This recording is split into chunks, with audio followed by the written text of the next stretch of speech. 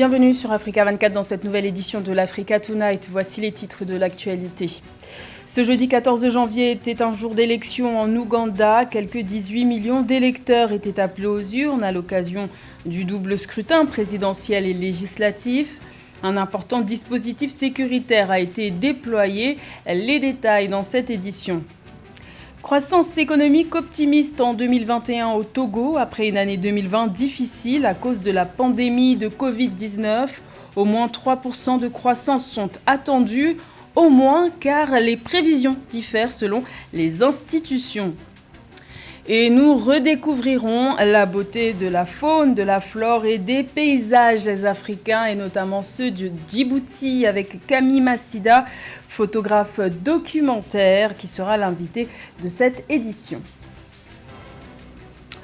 Jour de vote ce jeudi 14 janvier en Ouganda. Les électeurs ougandais étaient appelés aux urnes pour élire leur président parmi les 11 candidats en lice ainsi que leurs députés de l'Assemblée nationale. Le tout dans un contexte tendu puisque les violentes répressions préélectorales sont allées jusqu'à inquiéter la communauté internationale. C'est désormais la transparence du processus électoral qui est suivie de près. Un sujet de Mildred Diamou. Sous une forte présence militaire, quelques 18 millions d'électeurs ougandais se sont rendus aux urnes ce 14 janvier 2021 pour désigner leur futur président et députés.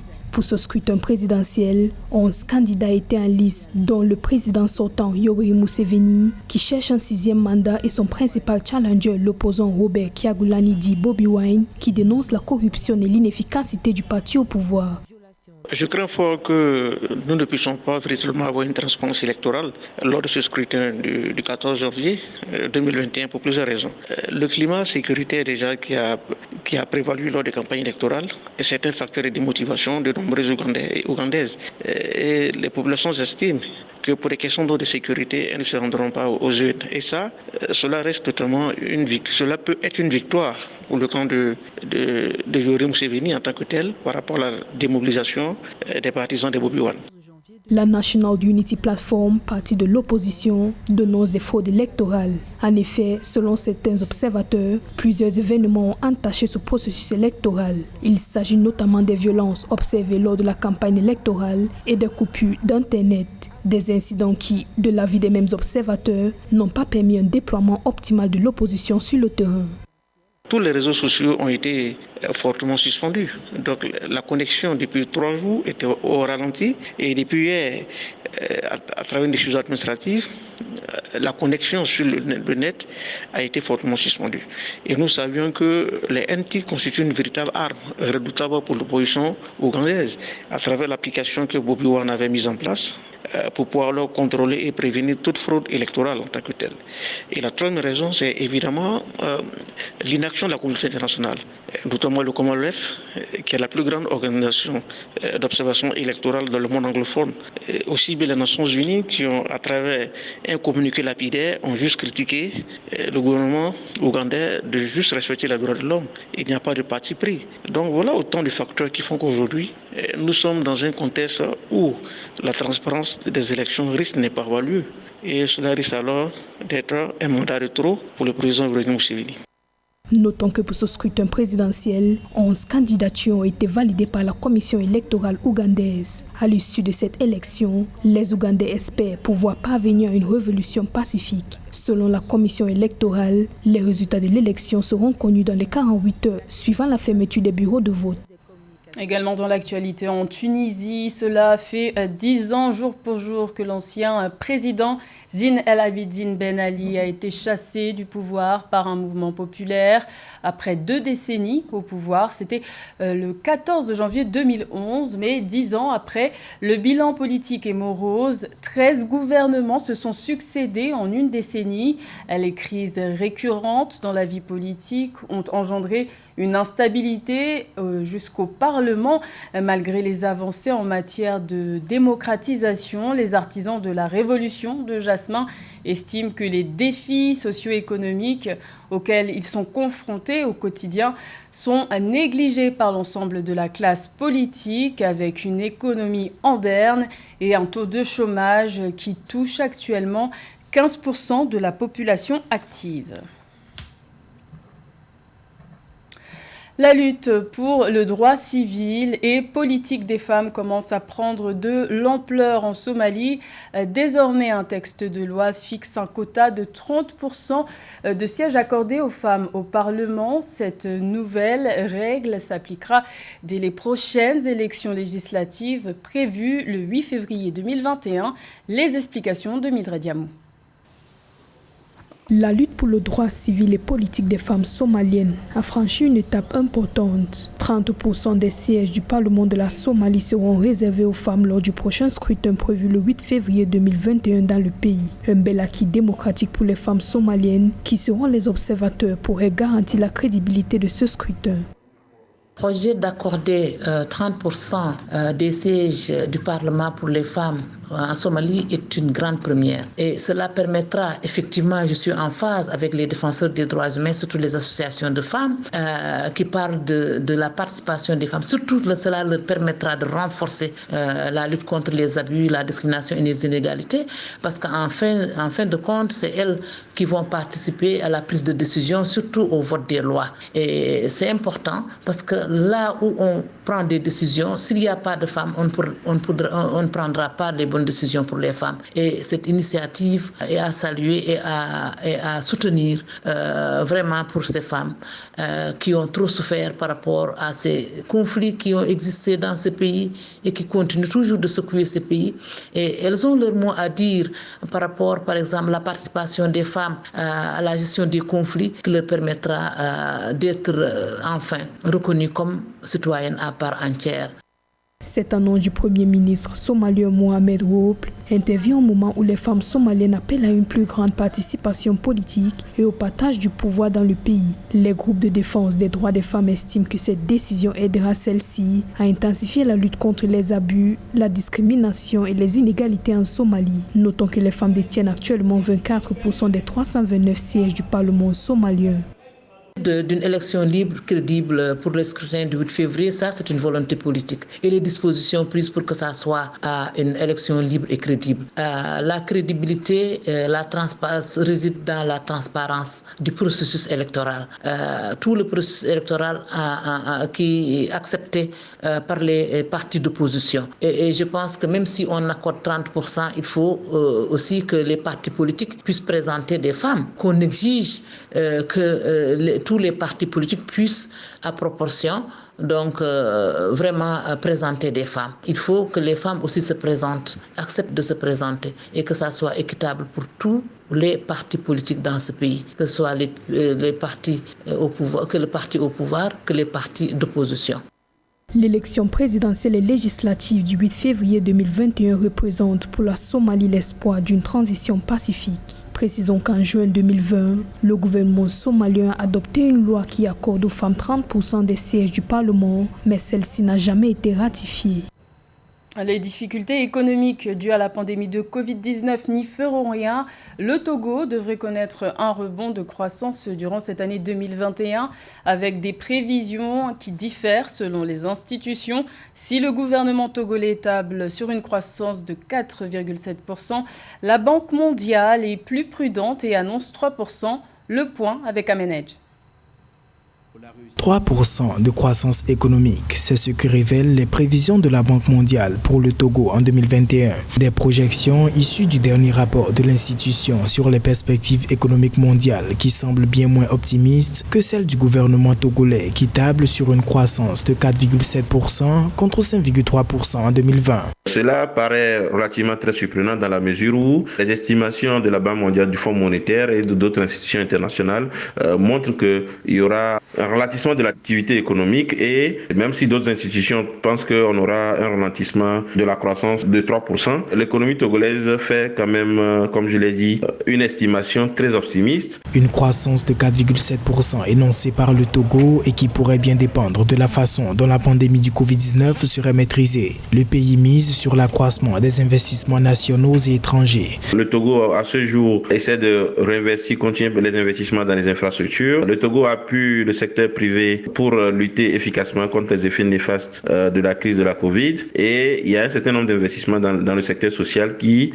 pourraient véritablement justifier cette estimation faite par les autorités togolaises. Mais il faut rappeler que la crise continue et donc il n'est pas très sûr, n'est pas évident que le Togo puisse réaliser cette performance économique en termes d'estimation. Selon le ministre togolais de l'économie et des finances Sani Yaya, la croissance devrait se poursuivre afin d'atteindre 5,8% en 2023. Au plan régional, l'Afrique subsaharienne va vers un léger redressement en 2021 avec un taux de 2,7% selon la Banque mondiale.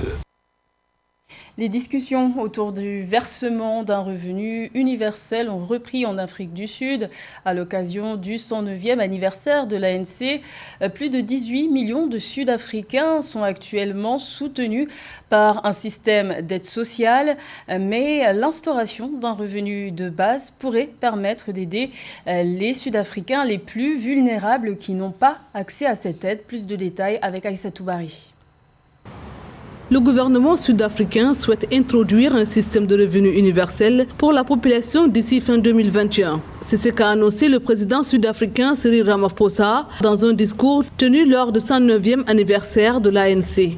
Ce système devrait permettre de concevoir un filet de sécurité pour les plus pauvres du pays et de renforcer le système d'aide sociale en cours d'exécution. Parce qu'une décision telle que celle-là, dans un contexte où l'Afrique du Sud, ces derniers temps, a été très secouée par des remous économiques, le pays n'a pas pu faire résister sa compagnie aérienne, problème de gestion de son capital énergétique. Le pays a perdu beaucoup d'emplois dans le secteur minier. C'est peut-être une mesure sociale importante, mais je pense que des secteurs comme le secteur de la santé méritent un peu plus d'attention. Le revenu de base ou revenu universel est un montant alloué à la population selon une périodicité précise de manière individuelle ou sans condition. Cette allocation tourne autour de 500 rands, soit $32 pour les citoyens âgés de 19 à 59 ans et non éligibles à d'autres formes d'aide. Dans le contexte du Covid actuel, qui a touché presque tous les secteurs de l'activité économique en Afrique du Sud, je pense qu'on devrait repenser le processus de création d'emplois et en encourageant les emplois industrialisants de toute la chaîne de valeur agro-industrielle. C'est là-bas qu'on devait créer le plus d'emplois, juste en regardant la nouvelle situation de besoin du marché de la zone de libre-échange continentale. Notons que les autorités entendent recouvrer les fonds déboursés en partie grâce à des prélèvements fiscaux réalisés sur les salaires. L'économie sud-africaine a été durement touchée par les effets de la pandémie de coronavirus. Pour 2020, le pays s'attend à une croissance négative estimée à moins 7,8% de son économie. Elle a vécu 18 ans à Djibouti. Elle est photographe après des études de commerce et une expérience dans une entreprise de logistique. Elle a récemment suivi un programme de 32 semaines à Paris pour se spécialiser dans la photographie professionnelle. Elle vient d'ailleurs d'exposer ses œuvres à la galerie Le Feuvre et Rose à Paris. Elle, c'est Camille Massida. Bienvenue. Bonjour, merci beaucoup de m'accueillir. Alors vous êtes photographe et vous venez d'exposer vos œuvres à la galerie Le Feuvre et Rose. D'abord, comment êtes-vous arrivée à ce métier ? Écoutez, depuis que je suis plus petite, j'ai toujours pris des photos. J'ai toujours eu un appareil photo avec moi. Et j'ai mis un petit peu de temps à me lancer professionnellement. Comme vous l'avez dit, j'ai travaillé d'abord dans la logistique. Et j'ai décidé de me lancer pour montrer à travers mes photos ma vision du monde. Aussi du coup, surtout montrer d'où je viens. J'ai grandi à Djibouti, j'y ai vécu 18 ans. Et c'est ce pays qui est unique par ses paysages, par sa population, par tout, qui m'a donné le goût de prendre des photos. Alors vous êtes franco-djiboutienne et vous avez vécu donc longtemps à Djibouti, comme vous nous l'avez dit. Quels sont les attraits particuliers du continent africain pour la photographie ? Je dirais qu'ils sont nombreux. Déjà, le continent africain, des pays que j'ai vus, les paysages sont magnifiques. Ils sont très variés. On peut voir les montagnes, la mer, enfin, vraiment, il y a tout et tout est très, très, très beau. En plus de ça, les gens sont très accueillants. J'ai toujours été très bien accueillie. J'ai toujours fait que des rencontres enrichissantes et très amicales. Et c'est ce qui me donne envie de faire découvrir le continent africain, d'abord par Djibouti et puis après par la suite. Alors quand on visite votre blog qui s'appelle camillemassida.com, on peut voir qu'il y a 3 pays africains exposés. Il y a Djibouti, il y a la Tanzanie, le Maroc. Comment choisissez-vous vos destinations ? Alors Djibouti, bon, évidemment, c'est mon pays natal, donc j'y ai vécu longtemps, j'y retourne toujours, ma famille est là-bas. Donc c'est pour moi le pays clé en Afrique pour l'instant, parce que c'est chez moi, je le trouve magnifique et ça m'a appris l'ouverture d'esprit, la tolérance et plein d'autres choses. Et j'aimerais faire découvrir le pays autrement que par les photos qu'on connaît aujourd'hui. Il n'y a pas uniquement les îles, le lac Assal, il y a plein d'autres endroits qui sont magnifiques que j'expose dans mes photos et que j'aimerais exposer plus tard. Et pour les autres pays, dès que j'ai l'opportunité de pouvoir découvrir un pays africain nouveau, j'y vais sans hésiter. Et si on doit retenir une particularité de Djibouti, quelle serait-elle en tant que photographe, pour vous en tant que photographe? C'est beau, tout est beau. Je dirais que c'est très divers, Djibouti. On peut voir, l'eau est magnifique. À côté de ça, il y a la roche montagneuse qui est splendide. Les gens sont très beaux. Puis, pour moi, ça inclut beaucoup de choses. C'est un carrefour international et l'ouverture d'esprit là-bas est incroyable. Alors, on l'a dit précédemment, vous avez exposé vos œuvres à la galerie Le Feuvre et Rose à Paris, qui vient de prendre fin. Qu'est-ce que ça représente pour vous ? Alors, c'était ma première exposition. Alors forcément, je suis très reconnaissante à la galerie déjà de m'avoir exposée et de m'avoir donné cette chance en tant que première exposition. Et pour moi, c'était le but de justement montrer ma vision du monde, entre guillemets, et de voir les choses comme moi je les vois à travers mes clichés.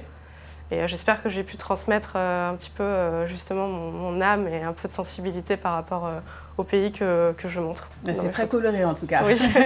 Quels sont vos projets maintenant ? Alors j'aimerais, et c'est ce que je vais faire, j'aimerais exposer sur Djibouti, à Djibouti. La culture est très importante pour la République de Djibouti et notamment pour son chef de l'État. Et c'est ce qui va me permettre très prochainement, j'espère, d'exposer à Djibouti, sur le pays.